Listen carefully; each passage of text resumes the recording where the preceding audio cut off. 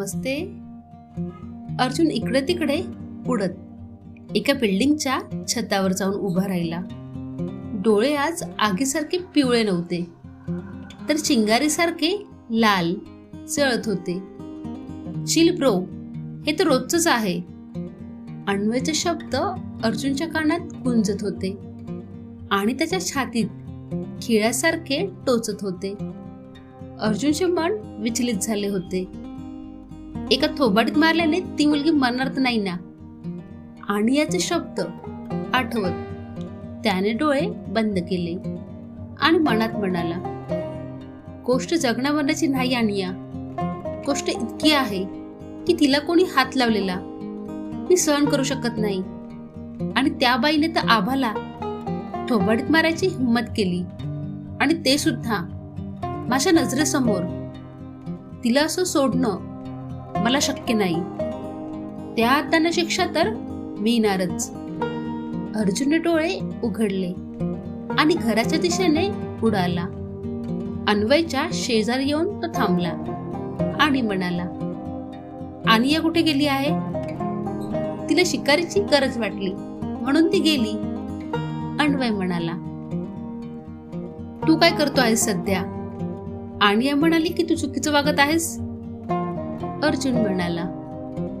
अन्वय त्याच्या डोळ्यात पाहत म्हणाला, मी फक्त कोणाच्या तरी स्वप्नांना सत्यात आणण्याचा प्रयत्न करतोय. आता आपल्याकडे इतकी शक्ती आहे तर कधीतरी वापरू शकतो ना आपली पावर, कधीतरी कोणासाठी तरी.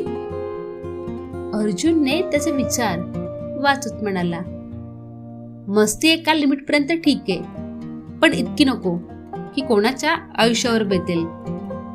प्रॉमिस भाई, मी माझ्या लिमिट मध्येच राहीन. अन्वय म्हणाला. अर्जुनने डोळे बंद केले आणि आभाला शोधायचा प्रयत्न करायला लागला, जेणेकरून त्याला तिची रूम समजेल.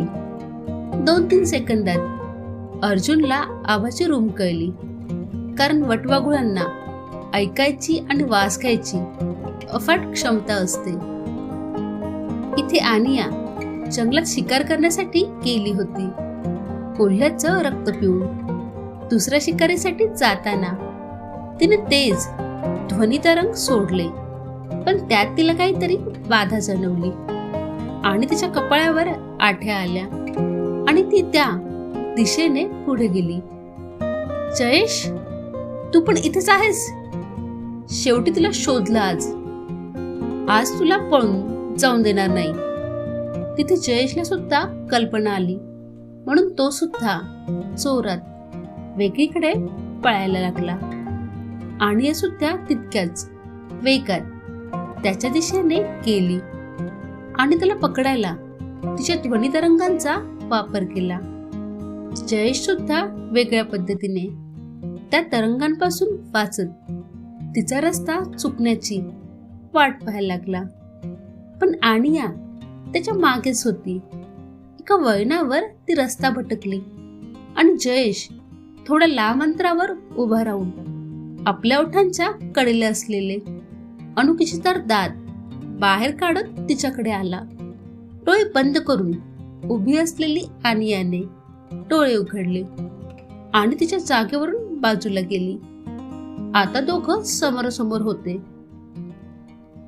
आनियाचे डोळे आगीसारखे चमकले आणि जयेशचे डोळे सुद्धा जळत होते. आनिया त्याच्याशी लढायला लागली. दोघं हवेत आणि झाडांच्या इकडून तिकडून लढत होते. तेव्हाच जास्ती वेळ झाला म्हणून अन्वयने आनियाशी बोलण्याचा प्रयत्न केला, पण आनियाने आपल्या शक्तीने अन्वयचा प्रयत्न निष्फळ ठरवला. कॉन्टॅक्ट न झाल्यामुळे अन्वयने त्याचे डोळे उघडले आणि तो मनात म्हणाला, ही आज कुठे गेलीये? तिच्याशी कॉन्टॅक्ट पण करून देत नाहीये. माझा रस्ता ब्लॉक केलाय. अन्वय सुद्धा आता जंगलाच्या दिशेने जायला लागला आणि म्हणाला, ब्रो, मला शिकारीसाठी जायचं आहे, येतो जरा वेळात. अर्जुनने त्याच्याकडे लक्ष दिले नाही, कारण त्याच्या डोक्यात फक्त आणि फक्त आभा होती. अन्वय पण जंगलात आला आणि त्याने परत आनियाशी संपर्क करायचा प्रयत्न केला, पण अजूनही तिने त्याचा रस्ता ब्लॉक केला होता. अन्वय गेला आणि अर्जुन आबाच्या रूम मध्ये गेला. आबा बेडवर आडवी झाली होती. अर्जुन शांतपणे तिला पाहायला लागला.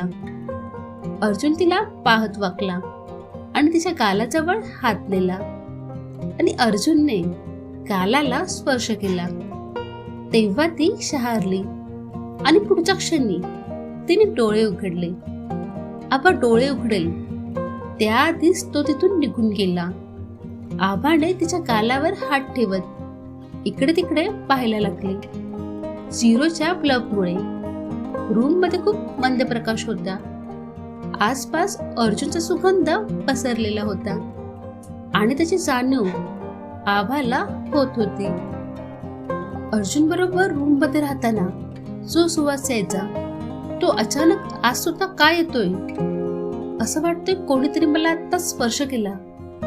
विचार करता करता आभा बेडवरून खाली उतरली आणि लाईट लावत दाराकडे गेली. दार व्यवस्थित बंद होतं आणि खोलीत कोणीही दिसत नव्हतं. आबा बेडच्या खाली वाकून पाहायला लागली. ती इकडे तिकडे फिरली, पडदा सरकावून पाहिला, पण कोणीच दिसलं नाही. तिने लाईट बंद केली आणि बेडवर येत म्हणाली, कोणीही नाहीये, मग मला काय भास झाला? ती आडवी पडली आणि मग पडद्याला वटवाघुळाच्या वेशात चिकटलेला अर्जुन बाहेर आला आणि छतावर गेला. तुमचा उदास चेहरा मला अजिबात आवडत नाही. तुमचं हसू अजूनही माझ्या कानात गुंजत आहे. मला परत ते हसू पाहायचं आहे आणि तो आवाज ऐकायचा आहे. अर्जुनने आता आभाच्या सासूच्या रूमकडे पाहिलं आणि त्याचे डोळे परत एकदा लाल झाले. तिथे जंगलात अन्वय अंदाज घेत एका दिशेने पुढे आला आणि काही वेळात त्याला आनियाचा वास आला. तो त्या दिशेने गेला आणि त्याला एकापेक्षा अधिक जणांची उपस्थिती जाणवली. तेव्हा तो अलर्ट झाला. जयेश आणि आनिया लढत होते.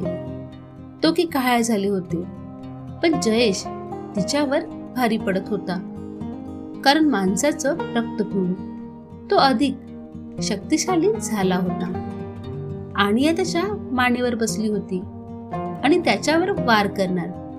तितक्यात जयेशने तिला खाली पाडलं आणि तिच्या मानेवर चावा घेण्याचा प्रयत्न करायला लागला. तेव्हा वाऱ्याच्या वेगाने येत अन्वय त्याबरोबर घेऊन गेला आणि जयेश आणि अन्वय लढायला लागले. तेव्हा आनियाला माणसाच्या गरम रक्ताचा वास आला. ती माणसाच्या रूपात येऊन त्या दिशेने गेली तर झाडामागे एक तरुण घाळ्या होऊन बेशुद्ध अवस्थेत पडला होता. त्याला हळूहळू शुद्ध येत होती. त्याने डोळे उघडले तेव्हा आनियाने त्याच्या डोळ्यात पाहिलं आणि त्याला परत बेशुद्ध केलं. तिने 2 बोटं त्याच्या कपाळावर ठेवली आणि डोळे बंद केले आणि तिला झालेला प्रकार समजला. जयेशने मुद्दाम शक्तीचा वापर करून गाडीचा तोल खालवत अपघात घडवून आणला होता. जयेशने त्याच्या माणूस रूपात त्याला हॉस्पिटलमध्ये नेण्याच्या बहाण्याने जंगलात आणलं होतं. तेव्हा सानिया आली होती, त्यामुळे जयेशची शिकार झाली नव्हती. अन्वयने जयेशला घायाळ केलं आणि दमवलं सुद्धा. अन्वयला सुद्धा थोडं लागलं, पण त्याचे घाव लगेच भरून आले. शेवटी जयेश तिथून पळून गेला. अन्वय मागे वळला आणि त्याने एक हरणाला आनियासमोर खाली पाडलं. आनियाला सुद्धा रक्ताची गरज होती. हरिणाचं रक्त पिऊन ती सरळ उभी राहिली. शक्ती आली आणि ती त्या मुलाकडे गेली. अन्वय तिच्याकडे पाहत म्हणाला, काय विचार करत आहेस? याचं काय करणार? आनिया केसात हात फिरवत म्हणाली, काही समजत नाहीये. अन्वय त्या मुलाकडे पाहत म्हणाला, कोणत्या तरी बस स्टॉपवर सोडू. अनिया त्याच्याकडे पाहत म्हणाली, वेडा आहेस का? जयेश त्याला परत उचलून नेईल. अन्वय उडत तिच्या कानापाशी येत म्हणाला, इतका कंचन, मूर्खासारखा बोलू नकोस. हे बोलत अनियाने त्याच्या तोंडावर पोच करायचा विचार केला. तेव्हा अन्वय हसला आणि झाडावर गेला. तर मित्रांनो, उर्वरित कथा ही पुढील भागामध्ये येईल. तर हा भाग तुम्हाला कसा वाटला हे कमेंट्स मधून जरूर सांगा. आणि अजून तुम्ही चॅनलला सबस्क्राईब केलं नसेल तर प्लीज सबस्क्राईब करा. कथा पाहण्यासाठी खूप खूप धन्यवाद.